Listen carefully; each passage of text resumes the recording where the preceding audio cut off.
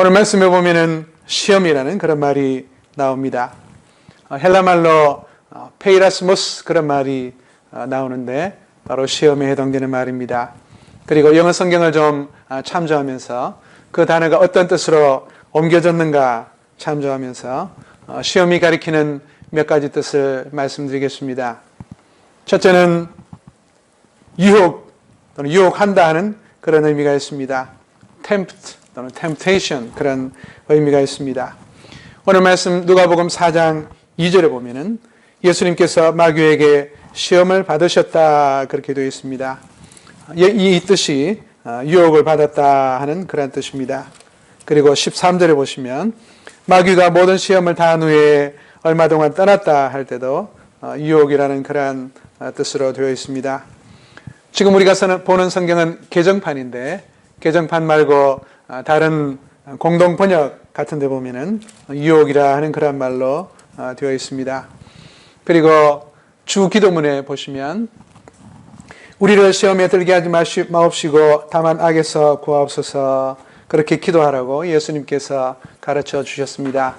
거기서 말하는 시험이라는 말도 유혹이라는 그러한 뜻입니다. 사탄 마귀는 간교한 말로 사람을 유혹해서 믿음에서 떠나게 하고 넘어뜨리게 합니다. 그런 경우에 해당되는 그러한 말입니다. 또 둘째로 시험하면은 믿음을 한번 테스트해보는 그러한 테스트라는 그러한 뜻과 성격이 있습니다. 예수께서 대답하여 이르시되 주 너의 하나님을 시험하지 말라 하였느니라 할 때 이 시험한다는 것은 하나님을 테스트한다. 공동번역 표현을 하면 하나님을 떠본다 하는 그러한 뜻입니다. 창세기 22장에 하나님께서 아브라함을 시험하셨습니다. 그때도 테스트라는 그러한 뜻이 있습니다. 아브라함이 사랑하는 독자 이삭을 번제로 드리라 그랬습니다. 그것은 아브라함이 이삭 때문에 좋아하는 모습을 하나님께서 정말 시기가 나서 정말 보기 힘들어가지고 아브라함이 넘어지게 하려고 하는 그러한 것이 아니죠.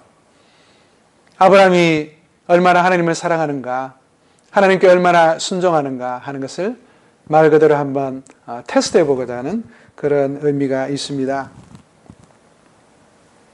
하나님 이삭을 아브라함에게 선물로 주셨습니다. 그런데 그 이삭의 주인은 하나님이지요. 엄마 아빠가 좋은 인형 장난감을 아기에게 줍니다. 그럼 아기가 좋게 또 기분 좋게 받죠.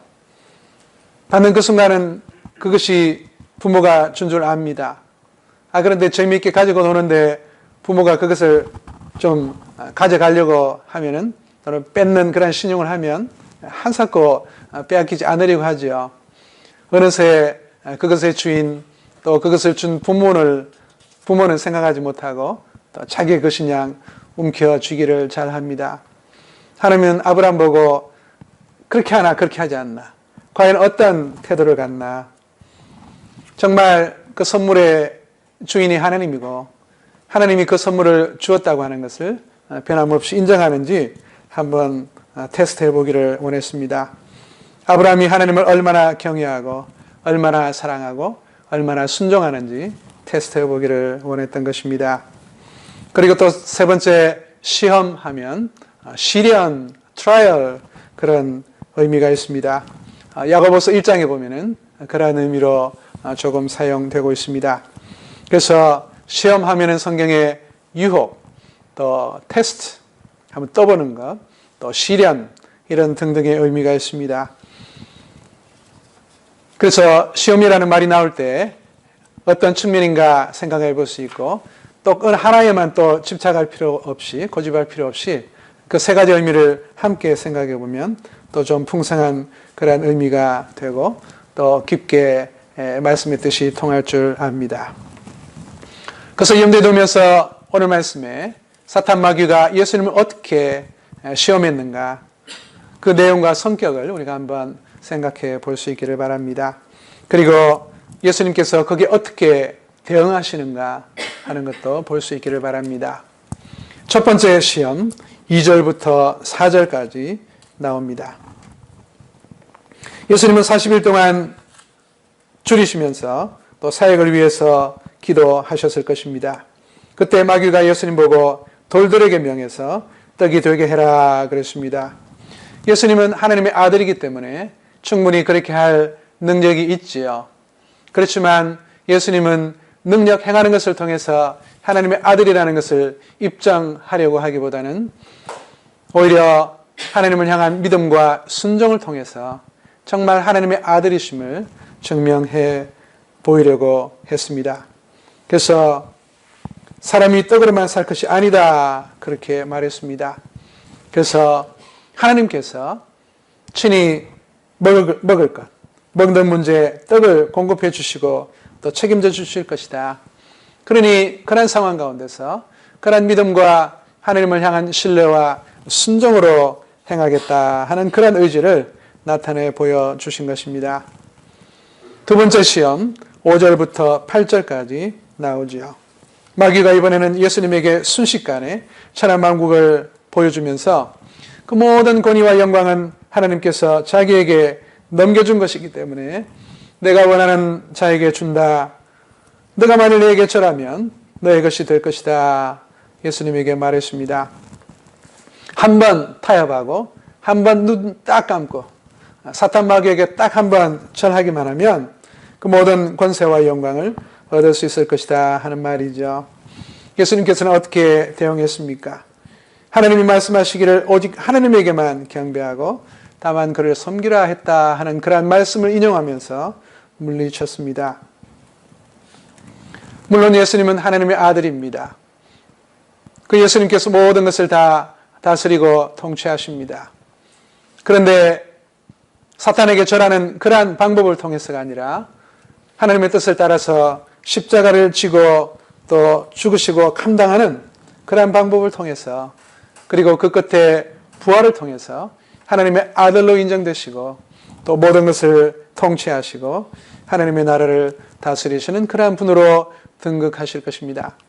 그런데 사탄 마귀는 그러한 십자가 고난 그 방법이 아니라 그냥 손쉬운 방법, 사탄 마귀에게 절 한번 까딱하는 그러한 방법으로 세상의 주가 되겠다 하고 유혹하는 것입니다. 그런데 예수님은 그것도 물리치고 이겼습니다. 또 세 번째 시험 9절 이하에 나옵니다. 마귀가 예수님에게 성전 꼭대기에서 뛰어내려보라. 너가 만일 하나님의 아들이면 하나님께서 천사들을 보내어서 지켜주셔서 예수님의 발이 땅에 닿지 않도록 그렇게 떠받쳐 줄 것이 아니냐 하는 것입니다. 하나님께서 예수님을 지켜주시나 안 지켜주시나 한번 테스트해봐라. 한번 하나님을 떠봐라 하는 그런 것이죠.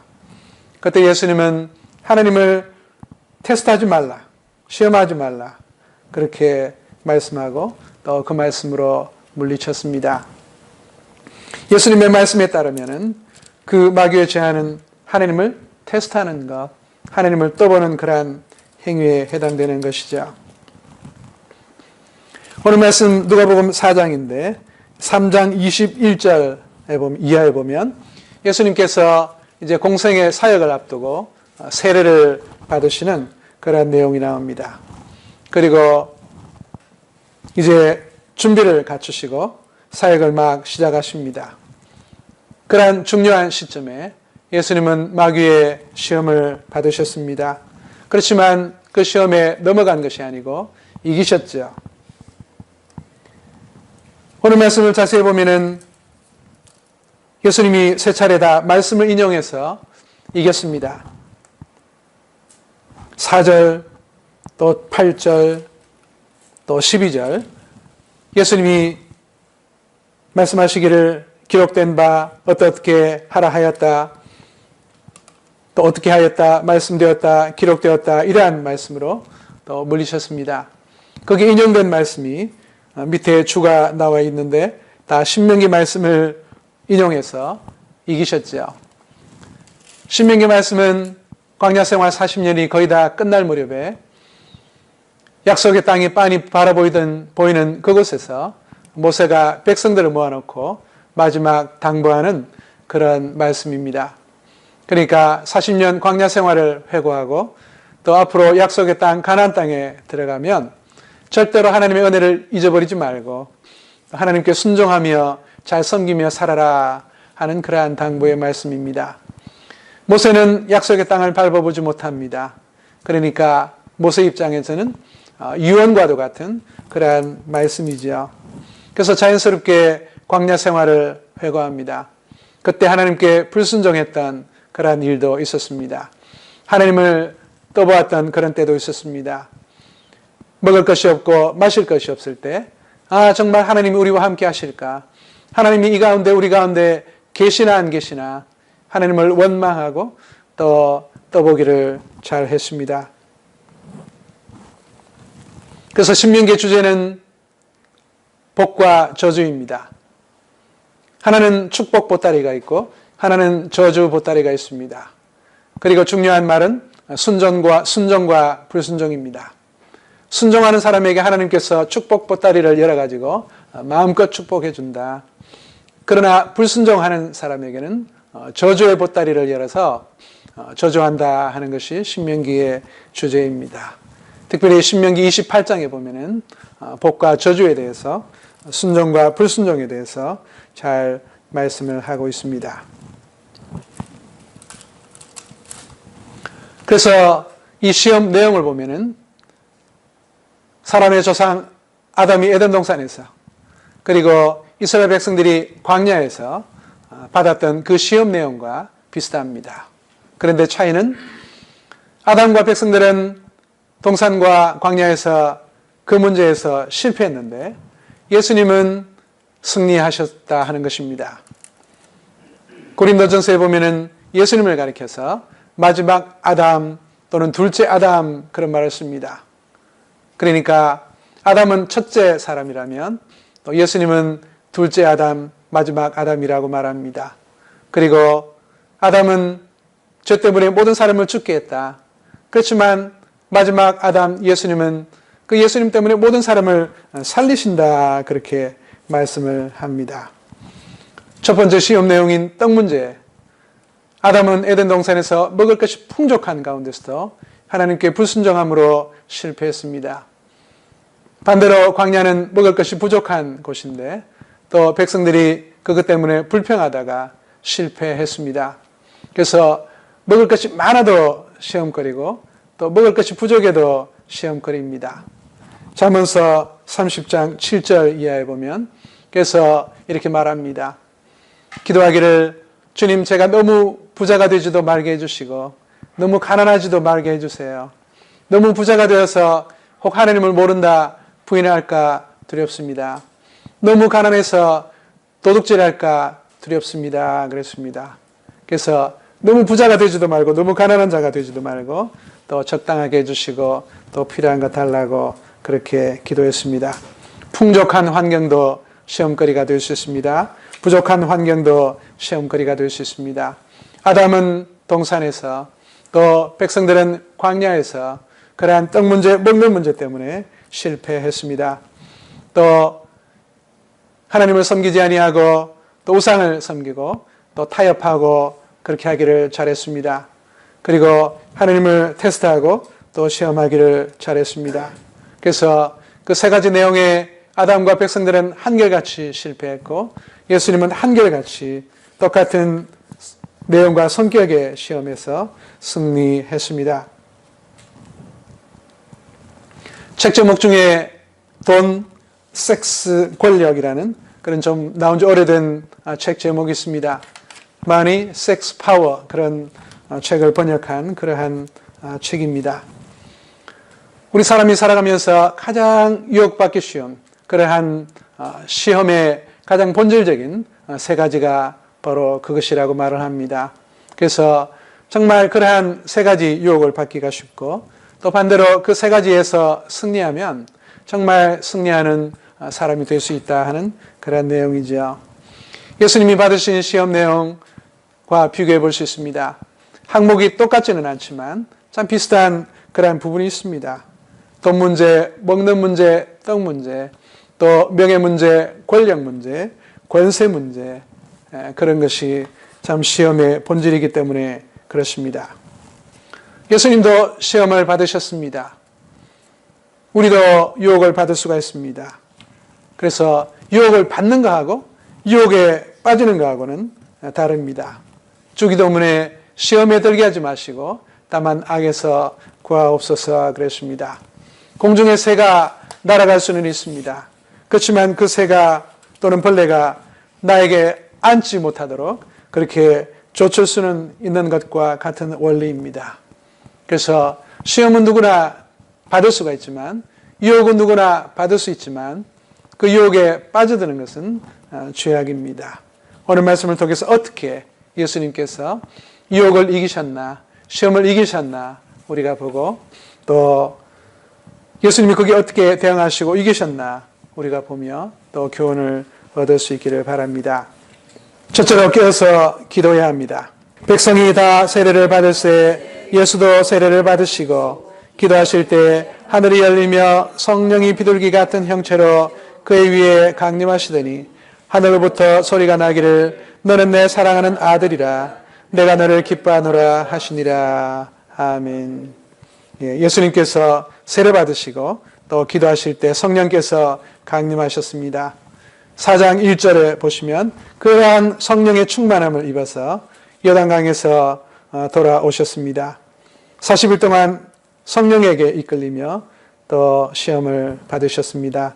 이 모든 날에 아무것도 잡수시지 아니하시니 날수가 다함에 줄이셨다. 4장 1절 2절에 말씀을 합니다.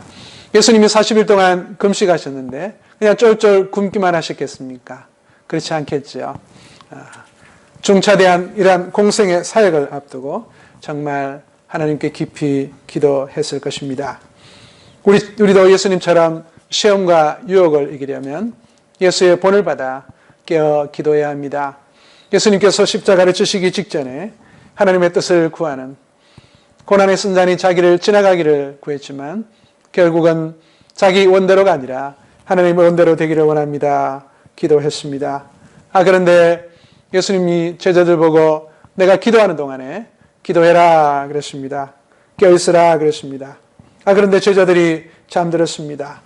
마가복음 14장 37절 이하에 보면 제자들이 자는 것을 보시고 베드로에게 말씀하시되 시몬아 자느냐 너가 한 시간도 깨어있을 수 없더냐 시험에 들지 않게 깨어 기도하라 마음에는 원이로되 육신이 약하도다 그랬습니다.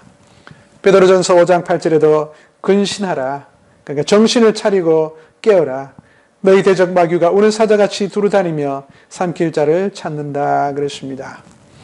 그리고 성경의 흐름을 따라서 예수님이 어떻게 유혹을 이기셨나 우리도 시험을 이기려면 어떻게 해야 되나 계속 볼 수 있기를 바랍니다. 둘째로 성령의 충만함을 받고 또 성령의 인도를 잘 받아야 합니다. 아까 보았던 4장 1절에 보시면 1절 2절에 보시면 예수님이 성령의 충만함을 입어서 세례받았던 그 요단강에서 돌아오셔서 광야에서 40일 동안 성령에게 이끌리시며 마귀에게 시험을 받으셨다 그렇게 말씀을 합니다. 제가 어릴 때부터 다녔던 그 모교회가 있었습니다. 부산에 있었습니다. 저는 학생이었고 또 전도사님이 계셨습니다.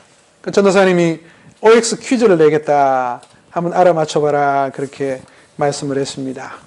그 퀴즈 내용이 뭐냐면은 예수님이 마귀에게 이끌리시면서 마귀에게 시험을 받으셨다. O냐 X냐 그랬습니다. 제가 그냥 자신 있다는 듯이 O입니다. 맞습니다 그랬습니다. 그 질문이 맞습니까? 틀립니까? 맞습니까? 틀립니까? 질문은 예수님이 마귀에게 이끌리며 마귀에게 시험을 받으셨다. O냐 X냐? O입니까? X입니까? X죠. 뭐가 틀렸습니까?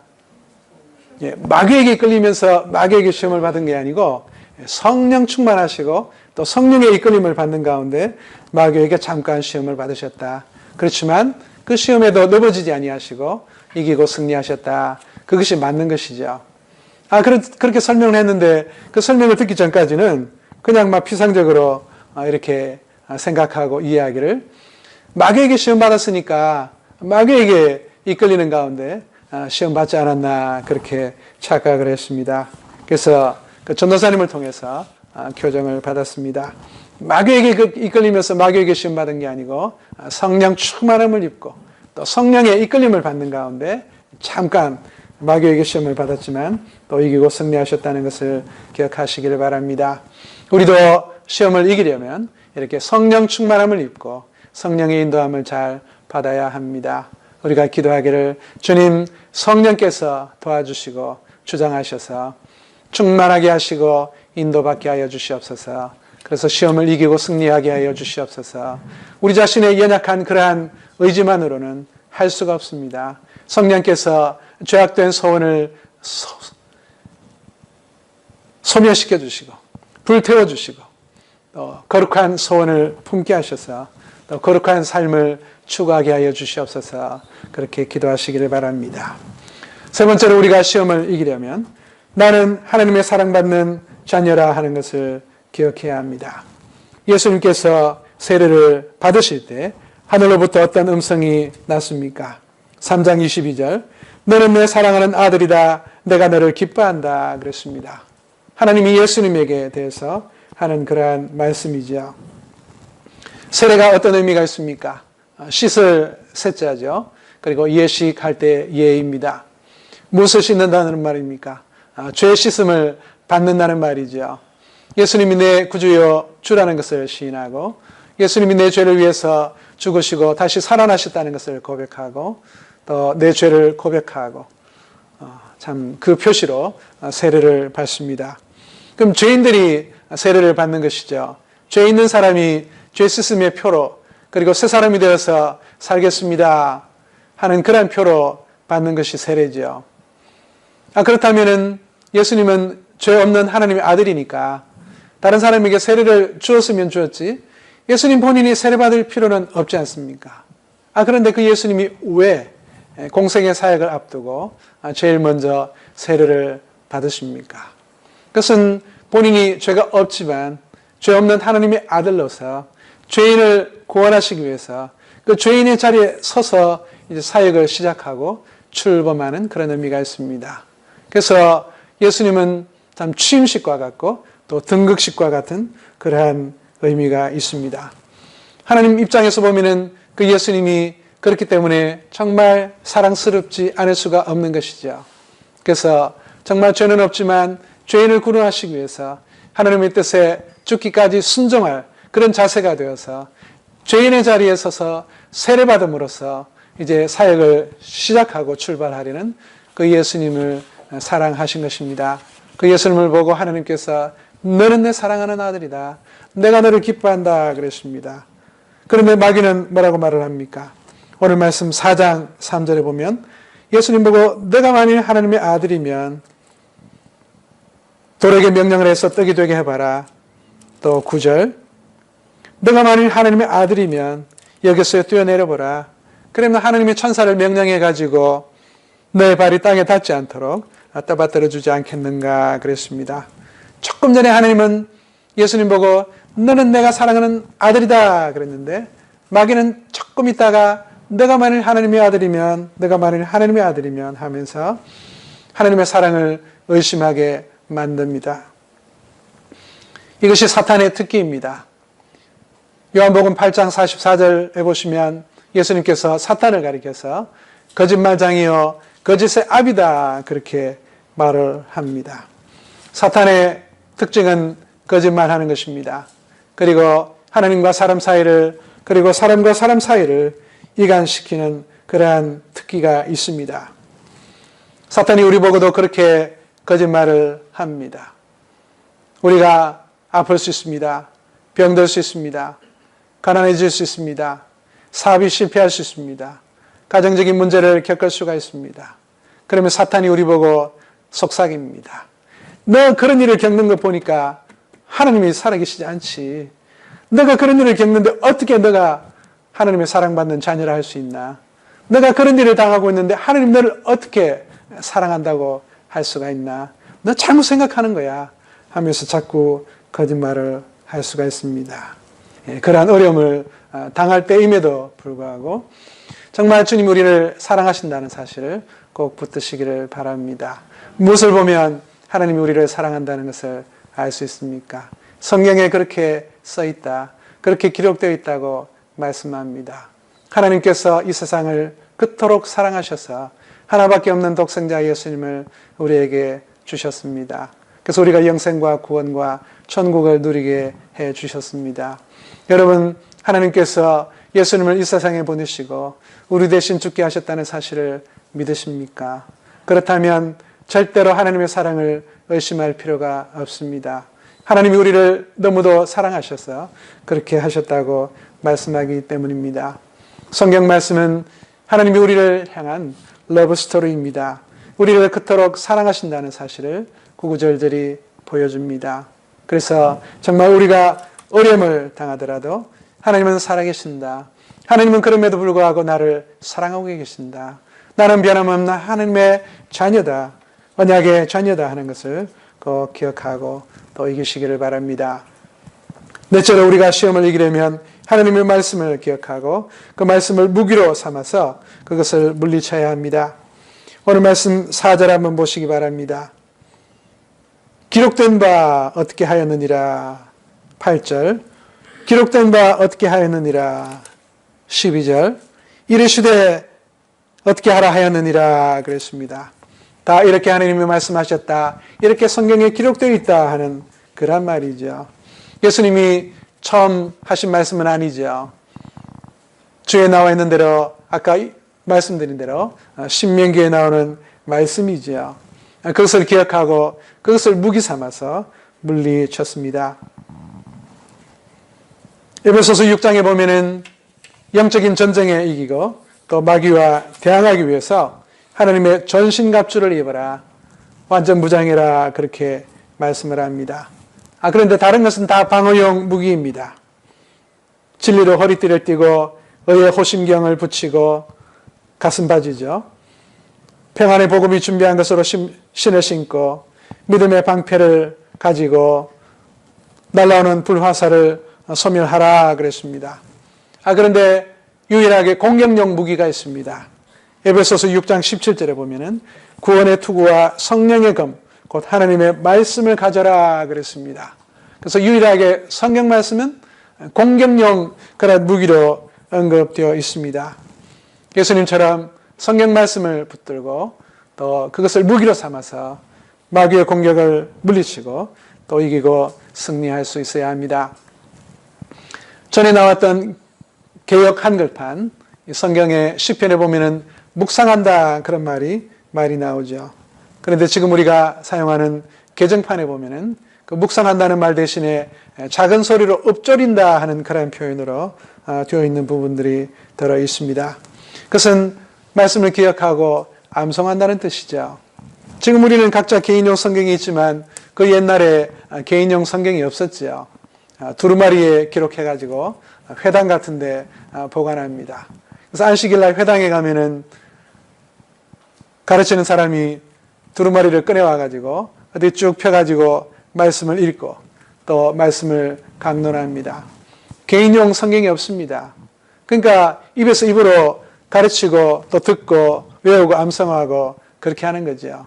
그래서 꼭 기억에 남는 그러한 말씀이 생각이 나면 그 말씀을 이렇게 읊조리는 것입니다. 그것이 묵상이라는 그런 말의 뜻입니다. 그래서 옛날 사람들은 지금 우리보다 훨씬 더 많이 암송을 하지요. 저는 휴대전화에 제 아내 전화만 알지 우리 딸들 전화번호는 모릅니다.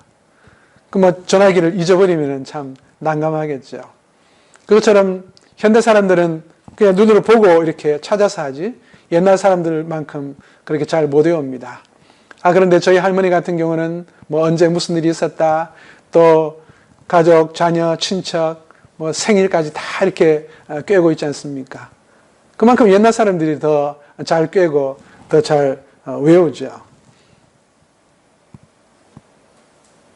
지금 우리도 할 수 있으면 성경을 암송하기를 많이 연습을 할 수 있으면 좋겠습니다. 여러분과 저에게 정말 생각나는 말씀, 정말 어려움이 있을 때 정말 떠오르는 그런 말씀이 있어야 할 것입니다. 여호와는 나의 목자시니 내게 부족함이 없으리로다. 저 같은 경우는 마태복음 제일 마지막 말씀 볼지어다 내가 세상 끝날까지 항상 너희와 함께 하시리라. 하는 것이 저의 인생 요절처럼 그렇게 붙들려고 하는 그런 말씀 중에 하나입니다. 우리 모두에게는 그런 말씀이 있어야 할 것입니다. 그래서 정말 위기 때 성경 찾아볼 수 없더라도 정말 떠오르는 그런 말씀이 있어야 할 것입니다. 그것이 무기가 되어서 무기로 삼아서 정말 유혹과 시험을 이겨야 할 것입니다. 예수님께서 그렇게 하셨습니다. 그런데 참 놀라운 사실이 하나 있습니다.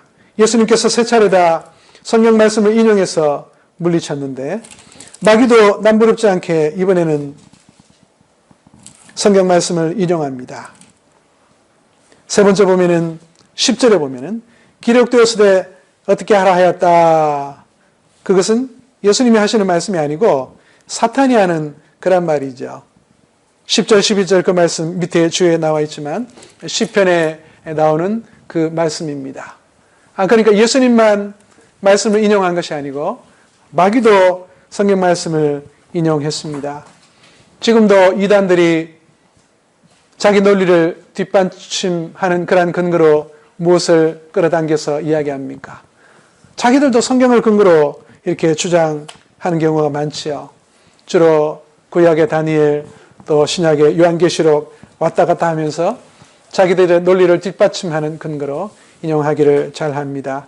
그런 것이 바로 아전인수, 제논에 물대기 하는 그런 식이죠. 객관적으로 말씀하는 그 말씀을 우리가 가져와서 이렇게 가르쳐야 될 텐데 거꾸로 자기 주장을 내세워야 되는데 성경 말씀을 끌어와 가지고 그것을 뒷받침하고 근거로 제시하려고 하는 것이죠.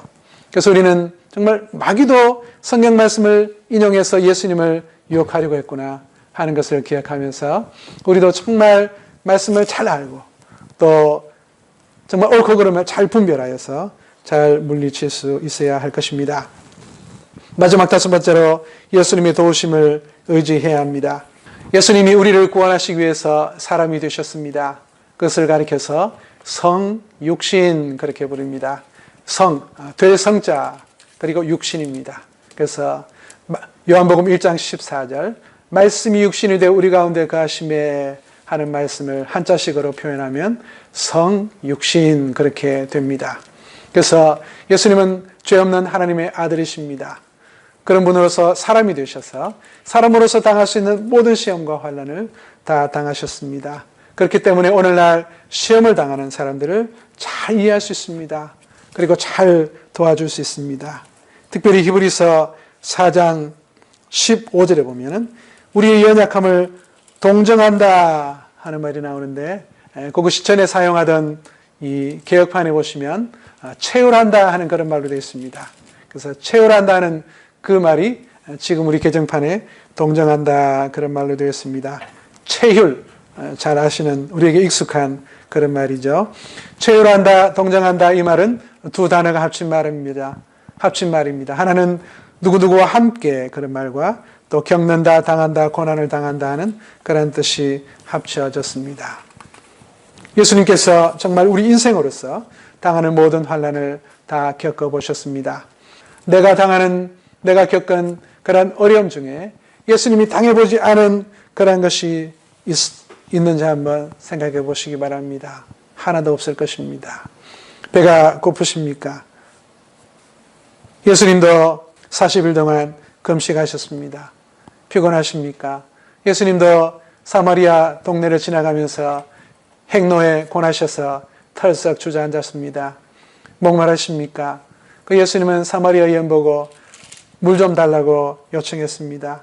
십자가에 달려서 정말 피와 물을 쏟으시면서 내가 목마르다 그랬습니다. 십자가에서 나의 하나님 어찌하여 나를 버리셨습니까? 하고 절규했던 그 예수님이시기 때문에 버림받은 사람의 마음을 잘 아실 것입니다. 수치와 멸시와 조롱을 당해보셨거나 당하고 있는 그런 분이 있습니까? 예수님도 옷을 다 빼앗기고 빨가벗긴 채로 십자가에 달렸습니다. 침뱉음도 당했습니다. 내가 하나님의 아들이라면 한번 뛰어내려봐라. 내가 다른 사람은 구원하지만 너 자신은 구원하지 못한다 하는 그러한 조롱을 받기도 했습니다. 그렇기 때문에 예수님은 우리 인생을 구원하시기 위해서 인생이 되셔서 성육신하셔서 우리 사람으로서 당할 수 있는 모든 그러한 시험과 환난을 온몸에 다 당해보신 분입니다. 그렇기 때문에 우리를 체휼하시고 동정하고 잘 이해할 수 있습니다. 그래서 우리를 잘 도와줄 수 있는 그러한 분이십니다. 우리도 예수님처럼 때로 희생하고 온전히 순종하고 손해보고 신뢰하고 순종함으로써 언제나 있을 수 있는 그러한 마귀의 유혹을 예수처럼 예수의 본을 받아 우리가 넉넉히 이기고 승리하는 삶이 될 수 있기를 소원합니다.